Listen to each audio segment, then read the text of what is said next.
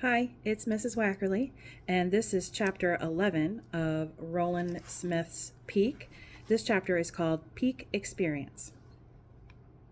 We arrived at base camp just in time to see Josh get into a fist fight with someone. At 18,044 feet, though, it wasn't much of a fight.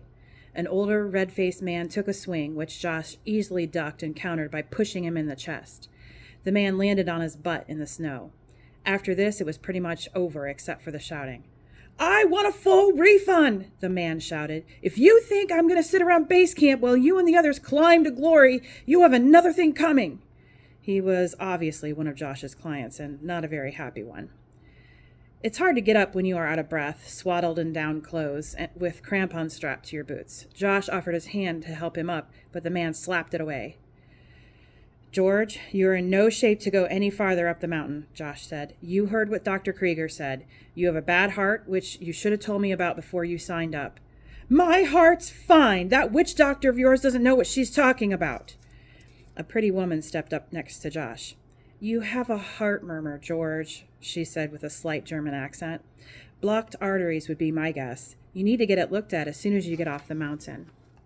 "Well, I'm getting off this stupid mountain today," George wheezed, getting to his feet. "And my first appointment is not going to be with my doctor. It's going to be with my attorney.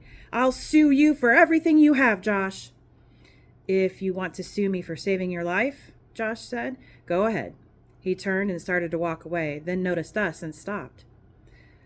"Looks like you have an extra climbing permit," Zopa said. "Two, actually. We had a woman leave 2 days ago, hacking up her larynx. Apparently I'm responsible because she's threatening to sue me too." Josh looked at me. The beard he had cut off for my arraignment was growing back in nicely. "So, how was it?" he asked. "It was good." He looked back at Zopa. "Can he make it up the mountain?" Zopa shrugged. Josh glanced over at the truck where Sunjo, Yogi, and Yash were standing.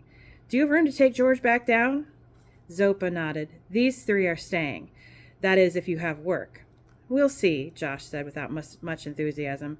"We might need some base camp help, but with 2 less climbers, we don't need any more climbing Sherpas." He looked back at the small truck, then looked back at Zopa. "It'll be a tight fit. You'll have to haul George's wife down, too, and all their gear. She's in her tent, sick as a dog. You need to get them both to the hospital as soon as you get to Kathmandu." "There will be enough room," Zopa said. "I'm staying here, too, at least for a few days. I'll talk to the driver. He'll get them to Kathmandu safely." Zopa started toward the truck, but it didn't get very far. A jeep came roaring up and skidded to a stop, blocking his path. Josh swore and then said under his breath, "Captain Sheck, be cool. Let me do all the talking." A tall Chinese officer in a crisp green uniform got out of a jeep, walked to us, frowning. "Papers!" "Good afternoon," Josh said with a smile. "No one go till I see papers." "Of course," Josh said. But the captain was too late. Sunjo, Yogi, and Yash were already gone. Poof. "Show him your visa and passport," Josh said. I dug them out of my pack and handed them over. Captain Sheck carefully scrutinized them, glancing between me and the photo. "You climb?" "He's my son," Josh answered. "He's on my climbing permit." "Last name no match." "He has his mother's name. We're divorced." I guess it was too complicated to explain that they were never married. The captain handed back my passport. Next, he checked Zopa's papers, then the driver's. After he finished, he locked his dark eyes on each of us and said, "We will be watching all you." He climbed back into his jeep and drove away. "He's not kidding about that," Josh said. "Captain Sheck and his men are always watching." He pointed to a small rise with a ramshackle building on top of it. "They have a spotting scope set up there, and the rumor is that he has night vision equipment as well. They monitor the radio transmissions, looking for violations. Sheck's already booted 2 climbing parties this year. Try to stay clear of him."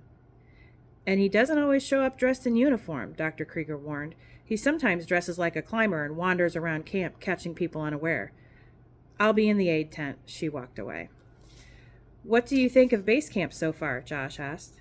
Because of the argument and Captain Sheck, I hadn't paid much attention to the camp, but now I saw it was gigantic. Red, blue, green, and yellow tents were scattered around for what seemed like a mile. "How many people are here?" 350 or so, Josh answered. "Maybe another 50 acclimatizing farther up the mountain." Most of them must have been in their tents trying to stay warm because there weren't too many people wandering around. I looked at the temperature on my watch, 14 degrees. According to the wind gauge, the watch Josh gave me did everything. The wind was blowing 10 miles an hour, which brought the temperature down to 3 degrees above zero. Josh looked me over. You breathing okay? Any problems on the way up? Both were good questions, considering this was only the second time I'd been this high on a mountain. The summer before, I had almost made it to the top of Mount McKinley in Alaska. We were at 18,000 feet, 2,000 feet short of the summit, when our guide turned us back because of the weather. I've had a headache the past 2 days, I said, but it's going away. Josh pointed at George, who had returned to his tent and was angrily packing his gear. My headache's going away too, he said, at least one of them. He looked over at the truck. Sunjo and the brothers had reappeared and were helping Zopa unload it. Who's the kid? His name's Sunjo. Is he with Zopa? Yeah. Interesting, he said. Did Zopa tell you he was going to stay at base camp for a few days? I shook my head. Like you said, Zopa doesn't talk much. Yeah, well, he's up to something. Like what? Josh smiled. He'll let us know when he's ready. Let's head over to Peak Experience headquarters. I'll introduce you to the base camp crew. Peak Experience? I didn't name it after you exactly, Josh admitted, but I probably should have. What are you talking about? Peak Experience is my adventure travel company. We started it last year. Almost wish I hadn't now. I followed him to a giant orange tent with Peak Experience tagged on all sides. The A in Peak looked like a mountain. He pulled back the flap and waved me through. Inside were several people and more electronic equipment than I had ever seen in a tent at 18,000 feet, or any tent for that matter. Laptops, satellite phones, two-way radios, fax machines, television monitors, and other gizmos. The crew was so busy talking on phones, listening to radios, tapping on keyboards, they didn't seem to notice us. None of them looked like climbers. What is all this? I asked. This is what happens when you get old and start worrying about your future. He pointed to a pudgy guy talking on a satellite phone. That guy over there is my business partner, Thaddeus Bowen. The rest of the people are support staff. There is another bunch of them back at the office in Chiang Mai, and some up on K2 and Annapurna. You're running 3 expeditions at the same time? He smiled. Get this. Most of our clients are rank amateurs. Some haven't been higher than 12,000 feet. Stupid, huh? But I'm not alone. There are at least 10 commercial operations like this at base camp. Some of them are running 4 separate expeditions. Things have changed since your mom and I were living out in the back of that rusty old van at El Cap. When he said that he had clients, I assumed he meant experienced climbers. Nothing like this. People, Josh said, this is my son, Peak. I felt a flush of pride. Some of them nodded, some smiled, though none of them fully stopped what they were doing. Thaddeus walked over, covering the mouthpiece of his satellite phone. How'd George take the news? He took a punch at me, Josh said. Says he's going to sue. Thaddeus rolled his eyes. Great. I'll call our attorney and tell him to get ready. He walked away, resuming his phone conversation. A woman came over and handed Josh a sheet of paper. The film crew should be here later this afternoon, and I finally tracked down the whereabouts of Holly Angelo. The name sounded familiar to me, but I couldn't remember where I'd heard it. Where is she? Josh asked. She's with the film crew, the woman answered. Apparently she came in on the same flight. The film crew is threatening to murder her. She brought along her own personal chef and massage therapist, and so much gear they had to rent a second truck. I told her she couldn't bring anybody, Josh said, and to travel light. She didn't listen, the woman said. She's also found out that you have an opening on your climbing permit. She wants to go to the top. Josh swore. How'd she find out about that? Word travels fast at high altitudes. She's here to cover Peak, not herself. What do you mean? I asked. I'll tell you about it later, Josh said distractedly. Can you reach her on the sat phone? If she's not in the middle of a massage, the woman answered, then started punching in numbers. Josh turned to me. I need to take care of this. There's a spot for your tent next to mine, the blue one out back. Why don't you go out and set up? Sunjo helped me haul my gear and set up the tent. When we finished, we took a little tour. Now, you might be thinking that base camp on Everest would be one of the most pristine places on Earth. The truth is, you have to watch where you step. And here's a tip. Avoid digging up yellow snow to melt for your drinking water. At 10 degrees below zero, no one strays far from his tent to take care of business. Everest Base Camp is a frozen outhouse/garbage dump with decades of crap, discarded food containers, and busted gear. I had read that some of the climbers and Sherpas were trying to clean it up, but by the looks of the camp, they hadn't made much of a dent. Sardine cans, chip bags, cartons, toilet paper, and other trash blew around the tents like tumbleweed. Climbers from all over the world were here: Japan, Bolivia, Mexico, Italy, Canada, Luxembourg. There were women's teams, military teams. There was even a team made up of exclusively of people over 50. They had a placard outside their camp that read, "The Geriatric Team, beware of grumpy old climbers." You could pick out the commercial climbing operations by the size of their tents and their camp spots, which were usually the best on the slope.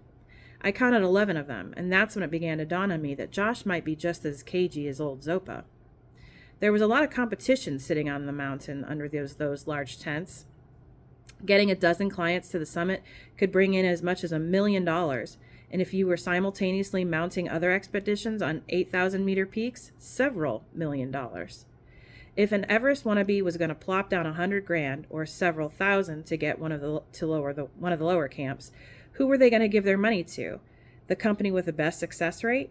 The company with the best safety record? Or maybe the company who put the youngest person in the world on the world's tallest mountain, who also just happened to have the same first name as the company that put him on the top. Did you hear about him climbing those skyscrapers in New York? Don't worry about the money. I'll get my portion back. The film crew should be here later this afternoon. She's here to cover Peak, not herself. I suddenly remembered where I had seen the name Holly Angelo. It was a byline under an article about me climbing the skyscraper. She was the reporter who broke the news about who my real father was. Did she dig up this information on her own, or did Josh give her a call and spill his guts? The youngest person so far to reach the top of Everest was a 15-year-old Nepalese girl named Mingkipa Sherpa. If I were 1 year older, I might still be in... I stopped in mid-step. "What's the matter?" Sunjo asked. "Nothing," I said. Would Josh have bailed me out if I had already turned 15? I didn't think so. Was he using me? Probably. Did I mind? I wasn't sure at that point. He was paying more attention to me than he had my whole life. "I'm going to head back," I said. "I should go too," Sunjo said. "Zopa wants me to talk to the cook about helping in the mess tent." "A job?" I asked. "For room and board," Sunjo smiled. "Or tent and food, I should say. Perhaps it will lead to something else." Tent and food was not going to get the tuition paid. "I could talk to my father," I offered. "If I asked him, I think he'd hire you for more than tent and food." Sunjo shook his head. "We had better leave that up to Zopa. He brought me to the mountain. It is for him to decide."